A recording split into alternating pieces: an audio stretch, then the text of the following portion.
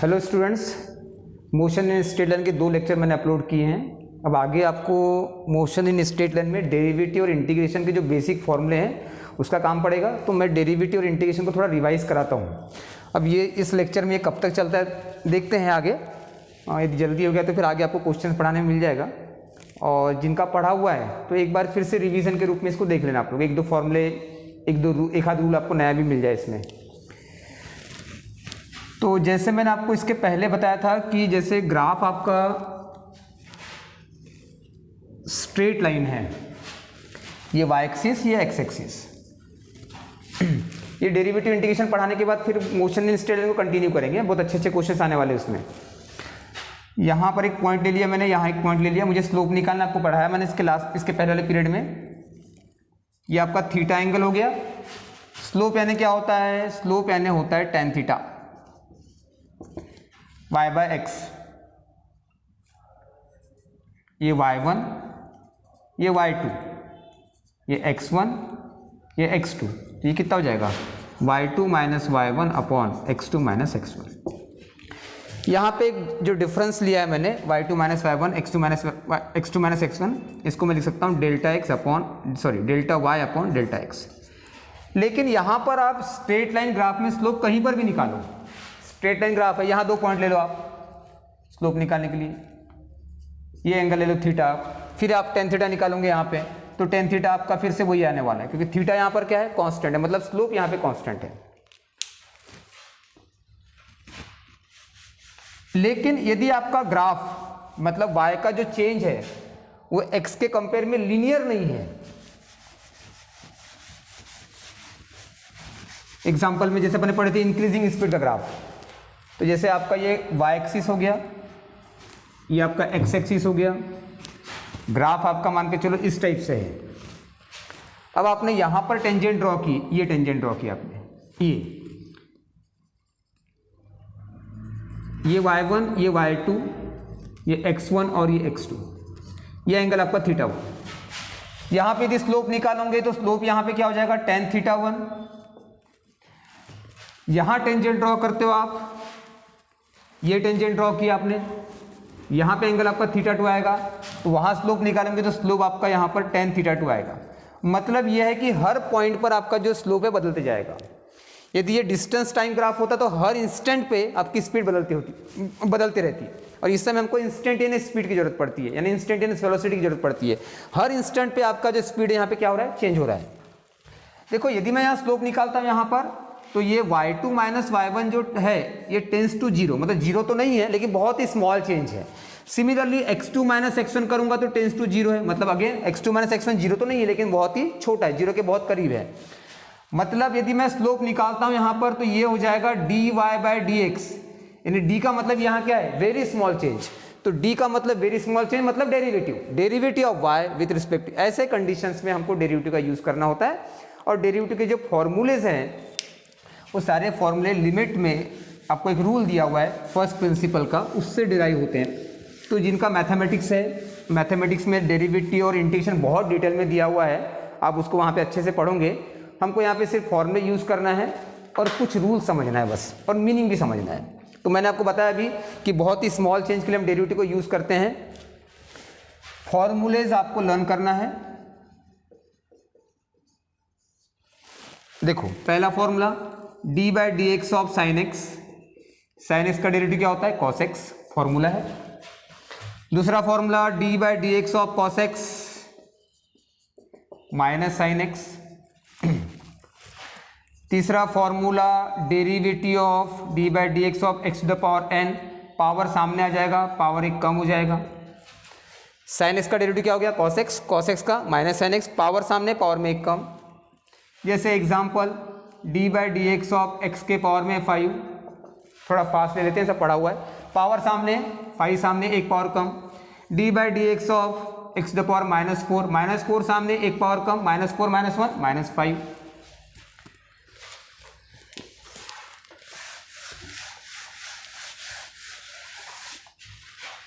d/dx of root x, root का मतलब क्या होता है? d/dx ऑफ x के पावर में 1/2, पावर सामने 1/2 सामने, पावर में एक कम, 1/2 -1।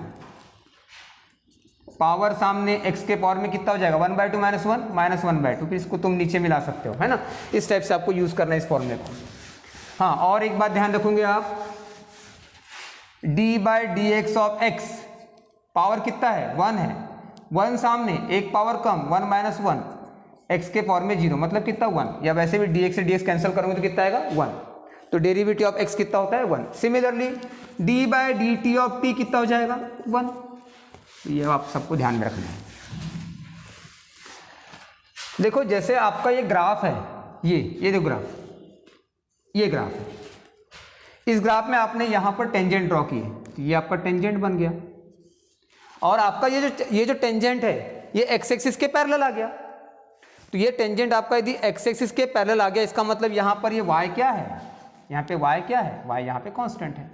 मतलब मैं यदि 2 पॉइंट्स लेता हूँ x1 और x2, तो x2 minus x1 tense to 0 आएगा, लेकिन मैं यदि y2 माइनस y1 करूंगा तो 0 आएगा, क्योंकि y1 और y2 यहाँ पे इक्वल आ रहा है, क्योंकि ये टेंजेंट है parallel to the x axis. मतलब यहाँ पर इस पॉइंट पर y क्या है, कांस्टेंट है, यानी यहाँ से लेके यहाँ तक एकदम छोटा सा पार्ट, इस कर्व का छोटा सा पार्ट ऑलमोस्ट लाइन है, लाइन। तो यहाँ पर इस कर्व के ऊपर जो मैंने टेंजेंट ड्रॉ किया, बहुत ही छोटा सा पार्ट लिया, ये यहाँ पर आपका y1 और y2 क्या है, कांस्टेंट है। तो यहाँ पर y1 और y2 आपका कांस्टेंट है, y1 इक्वल टू y2 है, मतलब यदि मैं dy/dx निकालूंगा यहाँ पर तो यहाँ से 0 आएगा। तो y की वैल्यू यहाँ पर क्या है, कांस्टेंट है, तो इसका मतलब कांस्टेंट टर्म की डेरिवेटिव क्या आने वाली है 0। तो आपको ध्यान रखना है कि कांस्टेंट टर्म की डेरिवेटिव क्या होती है 0, क्योंकि डेरिवेटिव किसकी निकालते हैं हम, फंक्शंस की। डेरिवेटिव किसकी निकालते हैं हम, फंक्शंस की। और फंक्शन का मतलब क्या होता है, सेट ऑफ वेरिएबल्स, जो चीज बदल रही है। रिप्रेजेंट कैसे करते हैं आपको पहले से पढ़ा के हो गया, d/dx of f of x, derivative of function x with respect to x, d/dt of f of t, derivative of function t with respect to t। इस टाइप से जब पढ़ा हुआ है आपका, सिर्फ रिवाइज करा रहा हूं मैं।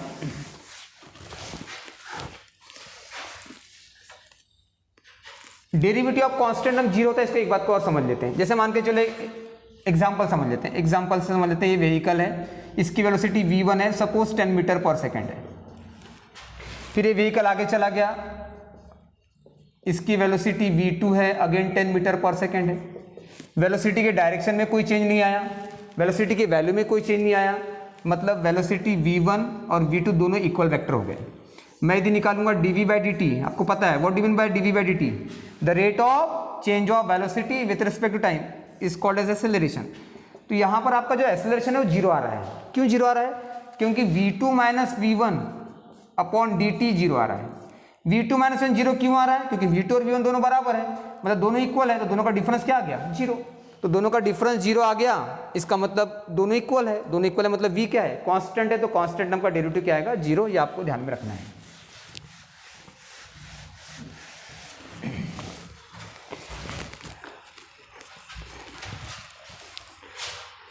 कुछ फॉर्मूले और भी हैं,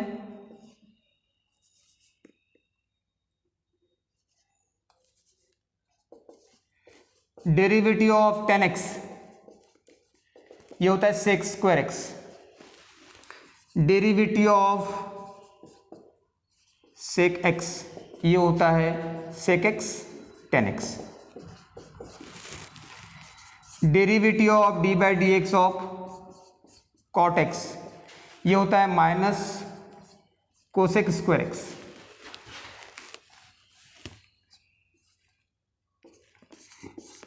डेरिवेटिव ऑफ cosec(x) ये होता है माइनस cosec(x) cot(x). सिंपली आपको लर्न करना है फॉर्मूले। 10x का डेरिवेटिव क्या होता है sec²x, sec(x) का क्या होता है sec(x) 10x, cot(x) का क्या होता है माइनस cosec²x, cosec(x) का क्या होता है माइनस cosec(x) cot(x). हालांकि सब मैथ्स में हमको पढ़ने में मिलेगा।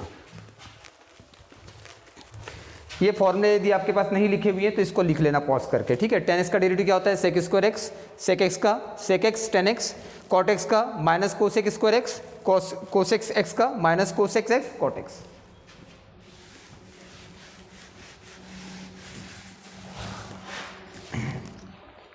डेरिवेटिव ऑफ log x ये होता है 1/x, derivative of log x कितना होता है 1/x। Derivative of e to the power x ये होता है e to the power x, exponential term है। Derivative of e to the power x a to the power x जैसे example लेते हैं, चलो इसको बाद में लेते हैं।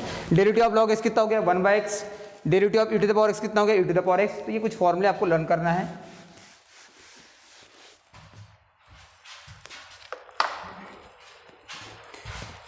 चलो थोड़ा सा अपन आगे बढ़ते हैं, देखो ध्यान दो प्लीज।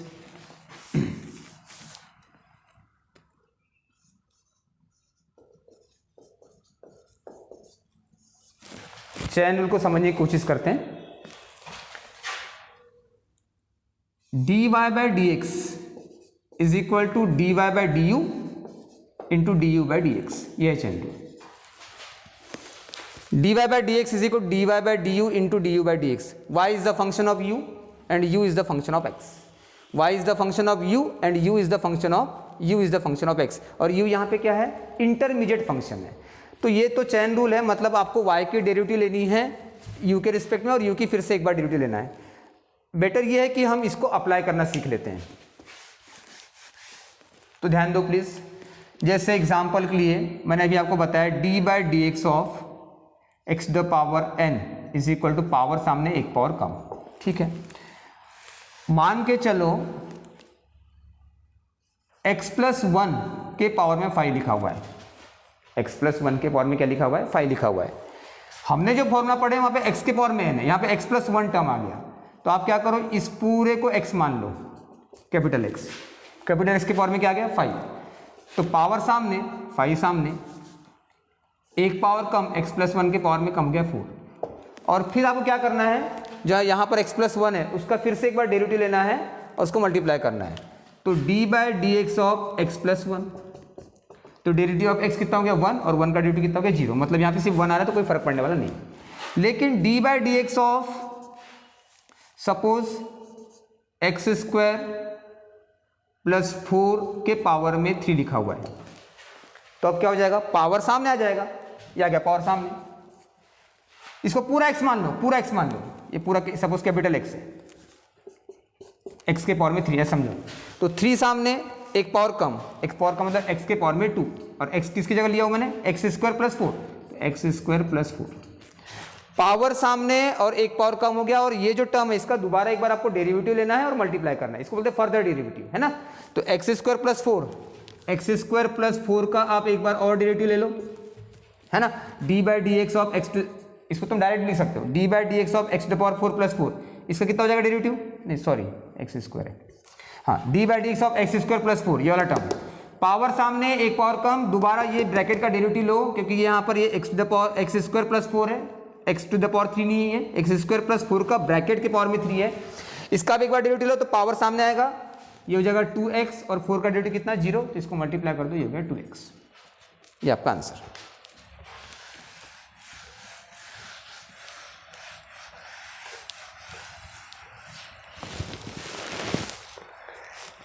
तो इस टाइप से सॉल्व करना, जैसे example d by d x of e to the power x क्या होता है, e to the power x होता है, लेकिन d by d x of e to the power twice x लिखा है, तो ये e to the power twice x है, e to the power x नहीं है, इसको पूरा x ही मान लो एक प्रकार से। तो e to the power x का डेरिवेटिव क्या होता है, e to the power x, तो e to the power twice x का डेरिवेटिव क्या होगा, e to the power twice x, और फिर दोबारा ट्वाइस x का डेरिवेटिव लो और उसको मल्टीप्लाई करो, तो d by d x of twice x, constant of derivative के बाहर आता है, मतलब 2 बाहर आ गया, x का डेरिवेटिव 1, तो ये आपका आंसर होगा।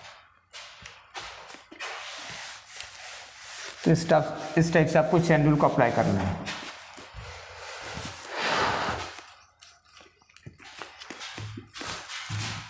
D by d x of sine x क्या होता है, कॉस एक्स होता है। अच्छा, D by d x of sine x square लिखा है तो कॉस एक्स स्क्वायर हो जाएगा, और दोबारा इसका आपको डेरिवेटिव लेना है, D by d x of x square, power सामने एक पावर कम मतलब 2x, इस टाइप से इसको सॉल्व करना है।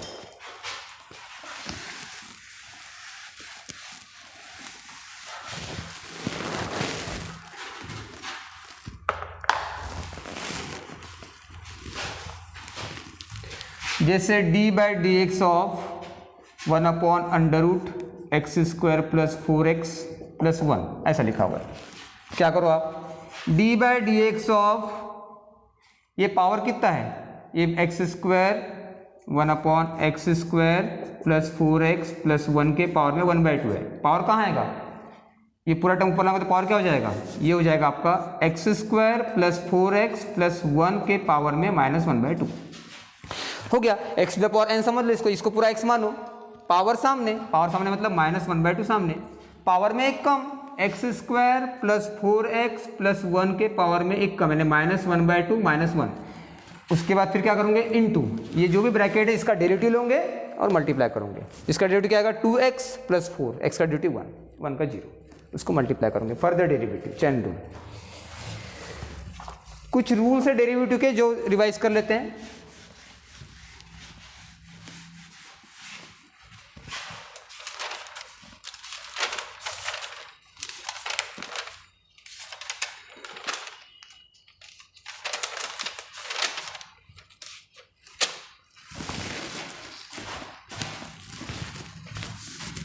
रूल्स देखो, d/dx of first plus minus second, इसको फर्स्ट और सेकेंड की जगह में u प्लस माइनस v लिख देता हूँ, तो क्या हो जाएगा ये d/dx of u plus minus d/dx of v। पढ़ा हुआ है आपका ये। डेरिवेटिव को हम अलग अलग कर सकते हैं, डेरिवेटिव कैन बी सेपरेटेड। जैसे example d/dx of sin x plus cos x, क्या हो जाएगा d/dx of sin x plus d/dx of cos x। sin x का derivative cos x, cos x का derivative minus sin x। sin x का derivative क्या हो गया cos x और cos x का माइनस, ये आपका आंसर हो गया। इस टाइप से हम इसको यूज कर सकते हैं।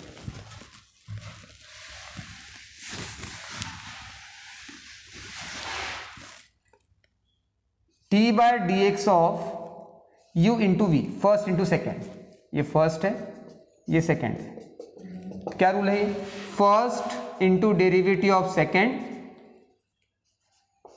Plus first into derivative of second plus second into derivative of first, first into derivative of second plus second into derivative of first. जैसे example d/dx of sin x into x⁵, इसको first मान लो, इसको second मान लो, first into derivative of second x⁵ plus second into derivative of first. sin x as it is लिखा हुआ है, इसका डेरिवेटिव क्या होगा, पावर सामने 5 सामने, एक पावर कम 4 प्लस x की पावर में 5, sin x का डेरिवेटिव cos x। इस टाइप से आपको यूज करना है, first into derivative of second plus second into derivative of first. देखो d/dx of k is a constant term, constant term का डेरिवेटिव 0 होता है, बताया मैंने आपको थोड़ी देर पहले, लेकिन यहाँ पे k के साथ में फंक्शन लिखा हुआ है k इंटू sin x। यदि आप इसको इस रूल से सॉल्व करते हो तो भी आंसर आएगा, और यदि रूल से सॉल्व नहीं भी किए, कांस्टेंट टर्म को डायरेक्ट बाहर लेके आ गए तो भी वही आंसर आएगा। पहले रूल अप्लाई कर लेते हैं, इसको फर्स्ट मान लो, इसको सेकंड मान लो, first into derivative of second, first into derivative of second d/dx of sin x plus second into derivative of first sin x into derivative of k। k sin x का derivative क्या हो गया cos x और k का derivative क्या हो गया 0, आपका ये आंसर आ गया। या फिर आप क्या कर सकते हो, डायरेक्ट ये कांस्टेंट टर्म को बाहर निकाल लो, k बाहर आ गया, क्या बचा d/dx of sin x, k sin x का डेरिवेटिव cos x। इस टाइप से आप इसको यूज करो।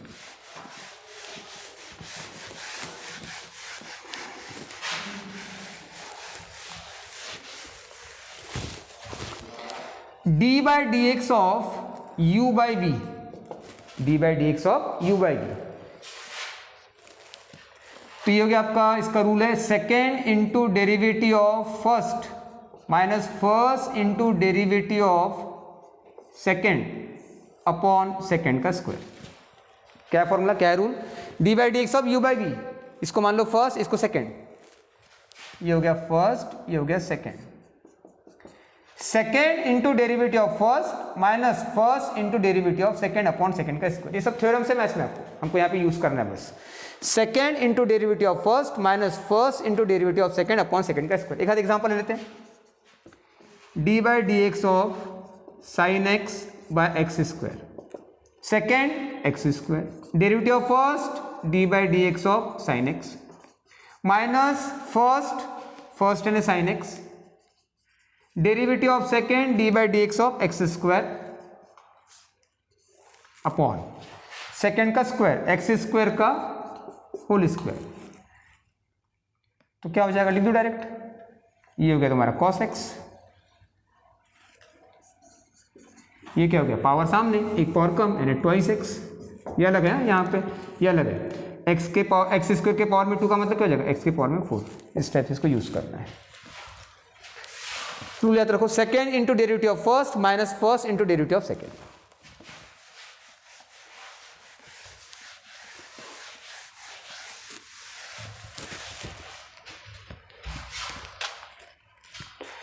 अब एक लास्ट टॉपिक पढ़ लेते हैं यहाँ पे, condition for maxima and minima. फिर इसके बाद अपन मोशन स्ट्रेट लाइन चालू करेंगे, उसमें इंटीग्रेशन का यूज उसी में मैं आपको समझा दूंगा। ठीक है, कंडीशन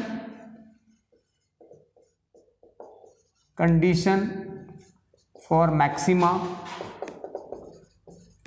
एंड मिनिमा। ठीक है, इसको समझने के पहले जो मैंने बातें बताया आपको वो समझ में आ गई। साइन एक्स का डेरिवेटिव क्या होता है, cos x का minus sin x, x to the power n का पावर सामने पावर में कम, कांस्टेंट हमका 0, ये सब पहले पढ़ा के गया। फिर आज कुछ नए फॉर्म में बताया आपको, tan x बताया, sec x बताया, cot x बताया, cos x बताया, इनकी डेरिवेटिव पढ़ाया आपको मैंने, उनको सबको लर्न करना है। कंडीशन फॉर मैक्सिमा का जो कंसेप्ट है अपन ने एक बार यूज किए क्लास में, ग्रेविटेशन चैप्टर में, आपको याद होगा। एग्जाम्पल को थोड़ा सा आपको याद दिलाता हूँ मैं। एक ऑब्जेक्ट था, एक पार्टिकल समझ लो m मास का। क्वेश्चन ने कहा था कि इसको तुम 2 भागों में ऐसा डिवाइड करो कि इनके बीच का जो ग्रेविटेशनल फोर्स है वो मैक्सिमम आए। मतलब कैपिटल M को तुम किस प्रपोर्शन में डिवाइड करोगे तो gravitational force will become maximum. तो उस समय हमने कंडीशन फॉर मैक्सिमा यूज किए थे। हमने ग्रेविटेशनल फोर्स निकाले थे m और कैपिटल M माने स्मॉल m के बीच में, और उसका डेरिवेटिव 0 माने थे। मतलब मैक्सिमम फोर्स का डेरिवेटिव 0 माने थे, वो क्या था, कंडीशन फॉर मैक्सिमा। उस समय भी ये वाली बात को मैंने समझाया था। एक बार फिर से एक बार देख लो अच्छे से।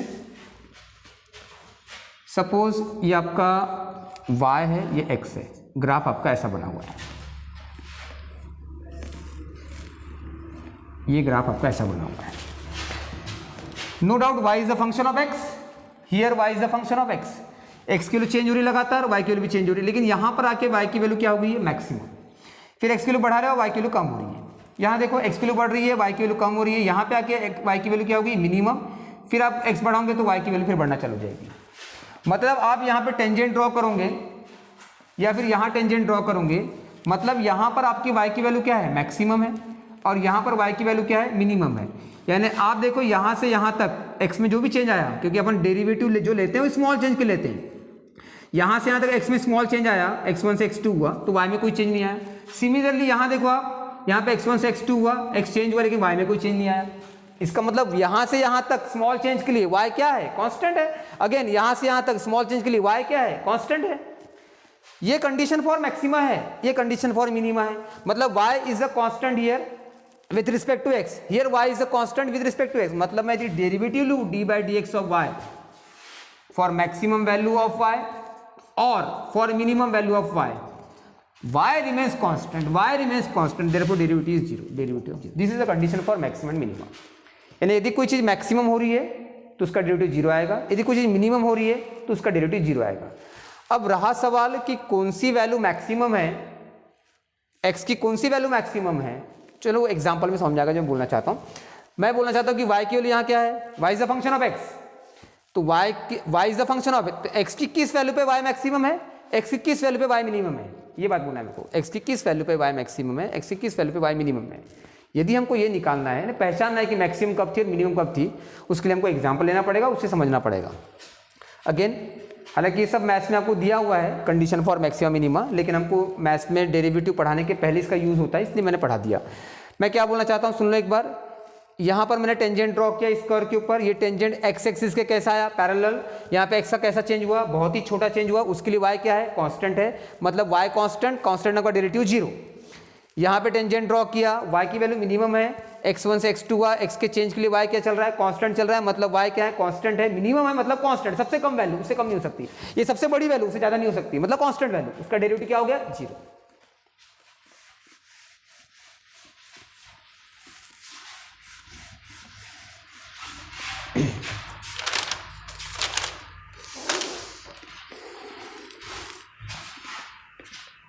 Example y is equal to x cube by 3 plus 5x square by 2 plus 6x। यदि y मैक्सिमम है या y मिनिमम है तो इसका डेरिवेटिव क्या आएगा 0 आएगा। मुझे नहीं मालूम y मैक्सिमम है या मिनिमम है, लेकिन मुझे ये मालूम है कि कंडीशन फॉर मैक्सिमम और मिनिमम यहाँ अप्लाई करना है, तो समझ लो कि y की वैल्यू या तो मैक्सिमम है या तो मिनिमम है, तो मैं इसका डेरिवेटिव क्या मान के चलूंगा 0। तो dy by dx is equal to, इसका डेरिवेटिव लो, पावर सामने पावर सामने, पावर में एक कम पढ़ाया हुआ है सब, रिवाइज किया मैंने आज, एक कम डिवाइड बाय 3, 3 से 3 कैंसिल चलेगा जल्दी, 2 सामने 10x बाय 2, 10 बाय 2 5x चलेगा, प्लस 6x का डेरिवेटिव 6 बाहर, कांस्टेंट टर्म बाहर है ना, ध्यान रखोगे आप, D by d x of के इंटू साइन एक्स क्या होगा कांस्टेंट टर्म बाहर, साइन का डेरिवेटिव सब पढ़ा के हो गया है ना। 6x क्लास में सारा पढ़ा के हो गया था, कुछ फॉर्मूले नए बताए, ये कंडीशन फॉर मैक्सिमम मिनिमम अभी बता रहा हूँ फिर से एक बार, यानी ये नया बता रहा हूँ आपको, हालांकि ये सब अपन क्लास में जब भी इसकी जरूरत पड़ी तब समझा देते हैं साथ साथ में। 6x का डेरिवेटिव क्या हो जाएगा, 6 सामने आ गया बाहर, x का डेरिवेटिव कितना हो गया 1, ओके। लेकिन मैंने क्या कहा, ये एग्जाम्पल मैंने किसके लिए लिया है, condition for maxima and minima, मतलब इसका डेरिवेटिव क्या रहेगा 0। सॉल्व करो इसको आगे, एक्स स्क्वायर प्लस, इसको मैं लिख सकता हूँ 2x plus 3x plus 6 equal to 0।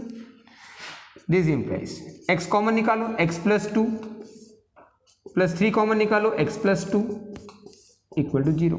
x plus 2 common निकालो, मतलब x प्लस 2 इक्वल टू 0 या फिर x प्लस 3 इक्वल टू 0, मतलब x इक्वल टू -2 या फिर x इक्वल टू -3।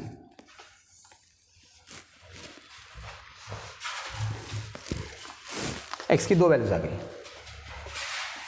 अब आपको ये बताना है कि इसमें से किस वैल्यू पर y मैक्सिमम था और यहाँ की किस वैल्यू पे y मिनिमम था, तो आपको इसका फिर से एक बार डेरिवेटिव लेना पड़ेगा, डबल डेरिवेटिव। तो ये हो जाएगा d square y by d x square is equal to x square plus 5x plus 6 का डेरिवेटिव लो, पावर सामने 2x प्लस 5x का डेरिवेटिव, 5 सामने, x का डेरिवेटिव कितना 1, 6 का 0। अब आप क्या करोगे, यहाँ पे x की वैल्यू पुट करोगे, x की वैल्यू पुट करने के बाद ये जो d square y by d x square की वैल्यू, यहाँ समझ लो मैं जो बोल रहा हूँ, फिर ग्राफ से भी समझाऊंगा। D square y by d x square की वैल्यू यदि पॉजिटिव आ रही है, क्या आ रही है, यदि पॉजिटिव आ रही है तो समझना कि x वहाँ पे क्या है मिनिमम है, और d square y by d x square की वैल्यू यदि निगेटिव आ रही है, निगेटिव आ रही है तो y क्या है मैक्सिमम है। फिर से सुनो, यदि पॉजिटिव आ रही है तो x क्या बोला मैंने मिनिमम है, और निगेटिव आ रही है तो क्या है मैक्सिमम है उस समय, है ना। देखो इधर ग्राफ से देखो,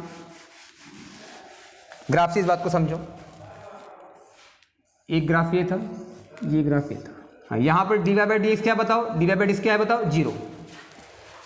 मैं यदि d y by d x का फिर से डेरिवेटिव और एक बार लूँ डबल डेरिवेटिव, तो स्लोप कहाँ आएगा, नीचे आएगा, नीचे आएगा मतलब ये देखो नीचे आ रहा है, नीचे आ रहा है मतलब निगेटिव आ रहा है, मतलब मैक्सिमम वैल्यू के लिए। और यहाँ देखो, यहाँ फिर से d y by d x कितना है, यहाँ d y by d x 0 है, इसका स्लोप लूँगा तो ये इधर आएगा, मतलब ऊपर जाएगा, मतलब पॉजिटिव, यानी ग्रेटर देन 0, यहाँ लेस देन 0। तो ये ध्यान रखना है आपको, सिर्फ इतना ध्यान रखना है कि d square by by d square की यदि पॉजिटिव है तो वैल्यू मिनिमम रहेगी, और यदि ये निगेटिव है तो वैल्यू मैक्सिमम रहेगी। This is condition for maxima and minima. अब इंटीग्रेशन का जो पार्ट है जो अपने को यूज करना है,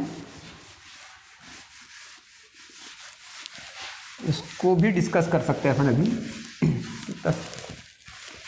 या फिर नेक्स्ट पीरियड में कर लेते हैं इसको। जब भी मोशन इन स्ट्रेट लाइन का थर्ड पीरियड चालू करूंगा मैं, तो उसमें इंटीग्रेशन का थोड़ा बेसिक ले लूंगा 5 से 10 मिनट का, और उसके बाद का फिर अपन चैप्टर कंटिन्यू करेंगे। चलो थैंक यू।